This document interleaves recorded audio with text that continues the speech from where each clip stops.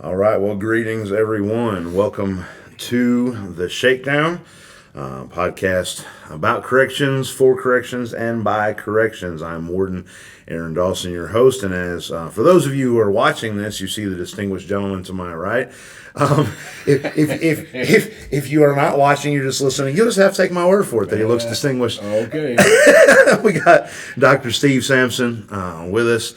I'm going to do a couple episodes. I want to talk about a book that Dr. Sampson has completed in conflict management, something that we need to be cognizant of, that we're going to experience conflict on multiple fronts, whether it be supervisors dealing with staff, whether it be staff dealing with inmates, we're gonna deal with conflict. You put that many people in one building, you're going to have conflict, and each of those conflicts presents their own unique challenges, and they're going to have to be dealt with differently. And so, in the next few episodes, want to talk with Dr. Sampson primarily about this book, but also the techniques that are in it that you and I can use to be more effective as corrections professionals in resolving conflict. But Dr. Sampson, I would venture to say, just in talking to you about this in the past, that probably the first thing, rather than jumping into how do we resolve conflict, is understanding that there are some specific causes of conflict that we need to be aware of, and so that we can be prepared.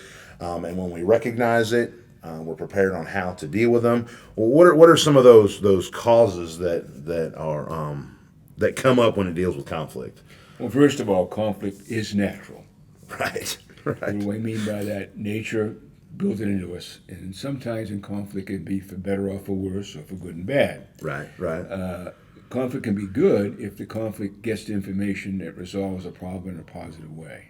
Okay. Conflict can be bad if it basically is managed in a way that people become angry, they become disassociated with each other, and they do things that are wrong as a result of poor conflict resolution or management. But it also can be good because oftentimes it relieves tension because things are on the table that everybody has listened to, even though it makes them uncomfortable. Right. Another very big variable is nature versus nurture.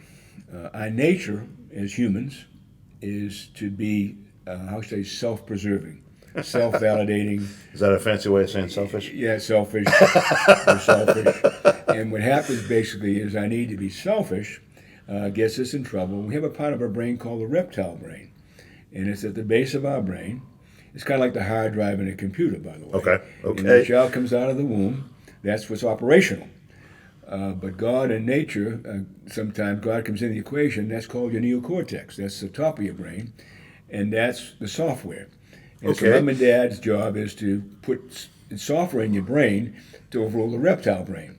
Sounds like a title for a great book, by the way. It is. Parent Software Engineer. Anyway, that's exactly what it is. And so depending on what kind of parent you have, you get better software. Okay. And that software helps you to understand basically this. It's not about you. Okay. It's about other people. So what you have is a conflict between your nature, which is to be self-preserving, quote, selfish, and then your neocortex, part of your brain, which is to make you be concerned about others as much as yourself. So we're talking about a conflict within ourselves. That's right. Before I have a conflict with you. That's right. Okay. That's All right. exactly right. Okay. So basically, it's in our nature to be selfish, but it's also in our nurture to be not selfish. And we live in a society. Your goal is to be concerned about others, not just you. Well, what happens naturally is there's going to be conflict. Sure. And that's another thing. Basically, is what's called picking things over people. Materialism versus people. Okay. That's a cause of conflict. Basically, what happens is that a lot of times in our scenarios with human beings, we value money, we value facts, and people don't matter. Right. And we make a lot of decisions, specifically in law enforcement and corrections, where oftentimes we either enforce the rule, which is the thing, material thing, Right. or we enforce what we think is concern for the other person, the inmate or whatever other person, staff person. So we get in that dilemma, and I call it your moral orientation. Okay. There are two theories about your decisions to make moral decisions. One is utilitarian, it's called. It's called utility, which basically means practical. Okay. All right, and so what happens oftentimes, and I use this scenario a lot, if you're a switch engineer in a subway Right. And your subway's coming down the tracks, and you've been told as a switch operator, you're going to have to make a decision who's going to die. And if I tell you if you go left, one person's going to die. If I tell you the right, three people are going to die. Well, naturally, utilitarian, practically, black and white, is you're going to kill the one person. Right. But I'm going to muck it up. Of course. So I'm going to tell you that the one person is a very famous scientist, for some reasons on the tracks, but has a cure to pancreatic cancer. And if he dies, all that data is lost. So you're going to take him out, or you're going to take the three out. Right. Well, then you get into a gray area. It isn't nice and black and white anymore. Right. Yes. It's not one and so, three. Yeah, it's one and three. But I'm going to muck it even more. I'm going to tell you that one of the three is a very dangerous pedophile. And he's got away with it for 20 years. And you know if you get him, children are going to be saved. So you take the three out because of him. Some people say, I'll take the three out, and the other two innocents, too bad. So a lot of our decision making is quite gray. Sure. Because we have now altruism is the other extreme. Okay. And in the movie Hacksaw Ridge, Right. that was what it was about. He was a pure altruist. He completely sacrificed his own life for the sake of those soldiers. He was a conscious objector prior to the war. He took ridicule in basic training Right. because he wouldn't wear a weapon. Right. And yet here he is in combat, sacrificing himself. They claim he saved over 100 soldiers' lives running across the battlefield without a weapon. Right. He's purely altruistic. It's about people. It ain't about me. It ain't about things. He's a rare breed. That's Yes. the other extreme. So you've got that conflict between altruism and utilitarian, which is what I would say is things and facts versus people and what they're about. Kind of like idealistic is what we say. All right. And would some of that be? Could some of that be swayed by, going back to the software thing? The environment that you're raised in. If my parents tend to be altruistic, that's going to impact my thinking and the way I approach life. Which, if I'm working in an environment that is full of people that are not, hence the conflict. Yeah, and one of the interesting things that has been pointed out recently, a book called The Science of Evil, written by Simon Baron-Cohen about 8 years ago. He's a psychologist, and he's an expert on what we call Asperger's, autism, etc. Okay. He claims in the book that if you're raised in Silicon Valley, or what's called Sunnyvale, California, the chances of you developing a social disorder like Asperger's or autism is 10 times the national rate. Oh, my word. And what he says is because we have not become social anymore. Computers and phones don't allow us to interact face to face. Right. And we start treating people like objects. I'm not looking at them. I'm communicating. Yeah, I got you. And the other reason we do that is we don't have to respond right away. When we're face to face, we do. Right. And sometimes in face to face, things come flying out of our mouth that are stupid and cause conflict. Okay. Guilty as charged. Guilty as charged. I'll do that. So he claims in the book, that's his claim. In Great Britain, where he's from, he claims it's 8 times the net rate in his country, where they have an analogous Silicon Valley. So some people are blaming the technology on making us more concerned with facts than feelings and people. Okay.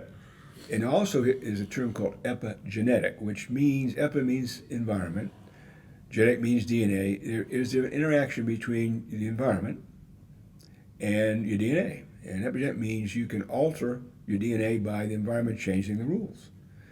So if the environment says social behavior doesn't matter as much anymore because we have this thing called technology, Right. it becomes dormant. And all of a sudden, it doesn't matter. Right.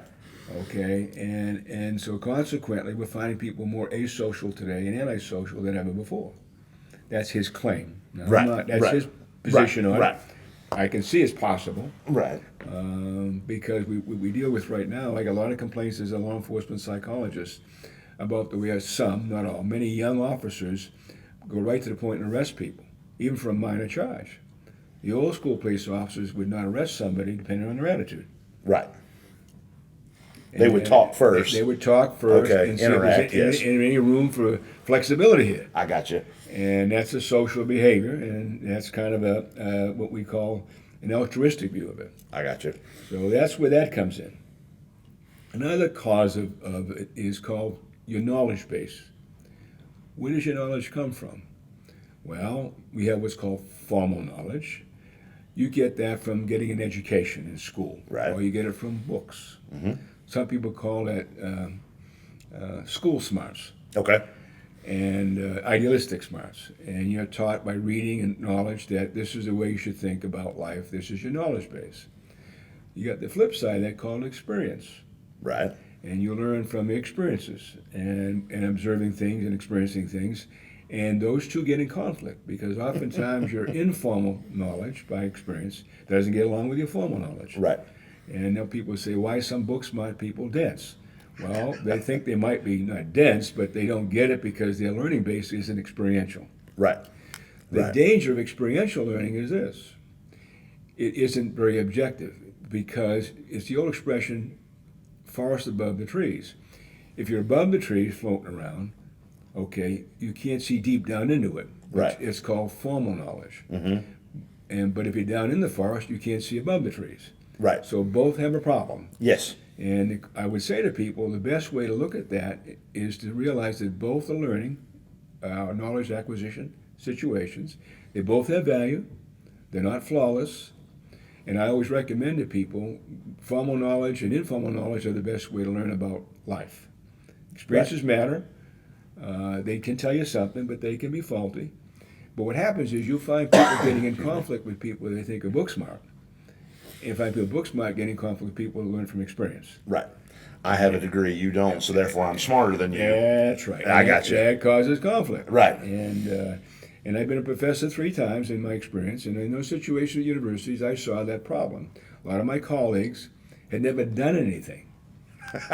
They've written books, I've written books, but they've never been in, say, a correctional environment or a law enforcement situation, and they tend to evaluate an officer behaves based on, how I say, a removed, detached view. On the flip side of that, the person who's in the trenches every day saying, oh, no, that's not how I see it. Right. And there's going to be conflict between both of them. When I used to confront my faculty colleagues about saying, well, have you ever gone in an alley, in an alleyway where you're blind, it's night, and you understand a suspect has a weapon? You're going to tell me how you're going to feel when you haven't ever done it? Right. You can't. So they get mad when I say that to them. Conflict. But on the flip side of that, there's a lot to be said about being objective and realizing ideas that how you alter and change reality also matter. So formal learning teaches you better ways maybe of thinking about how things should be. Right. They may not be. Right. Another area that causes conflict is called perception. Perception is interesting. You've got perceptions, you've got opinions, and you've got facts. And you have conflict right there. I do right there. And the question, what is a perception? Well, a perception is when you look at something with your eyes and your ears, your phenomenon, whatever that is, and from that you try to develop an opinion about what it might mean. Okay. And oftentimes, but you're only going on what your senses tell you. Right. Okay? So let's say you're an Aborigine and you come to this country and you're walking down the street in New York and you see 3 men come out with masks, guns blazing. Well, your perception of that might be that you're not in danger. Right, because you have no concept of what that is. You have no context of what that is. You're just standing there, bullets flying by your head. That's your perception. Right. There's loud noises. You think, ooh. But you think, I don't think I'm in danger. Now, if you're from New York City, you'd be ducking before you even come out of there. Right. Yes. You understand the difference? Yes. So your opinion changed based on experience or focus. So it's called facts. Right, yes. So facts tell you this is dangerous. Right. So a good example, though, of how perceptions get us in trouble. Here's an analogy. Let's say you're walking down the street and you see a gentleman coming out with a friend of yours' wife. Okay. And as they part, he kisses her on the cheek and walks away. And you assume she's cheating on him. Right. Well, you come to find out that evening, you're going to say something to him, but when you get to his house that evening, you say, well, my wife's brother was in town. He hasn't seen her in 2 years, and they were together today at lunch at the restaurant. See the problem with the perception? Yes. Well, the fact is, no, she's not cheating on him. That's her brother, and he hasn't seen her. He's just kissing her goodbye. Right. Then you feel like a fool. Yes. You make the point? Right. So your perceptions are faulty because you don't have all the facts. Right. But you could cause conflict. Oh, absolutely. Because you've misperception. Right. So that's why you have to separate facts, from feelings per se and perceptions. We're all opinionated. That's fine, but our opinions can get us in trouble. And because they're based on perceptions without all the facts. And so these 5 things that you've just discussed, and there's more, which we'll get into the next episode, by the way.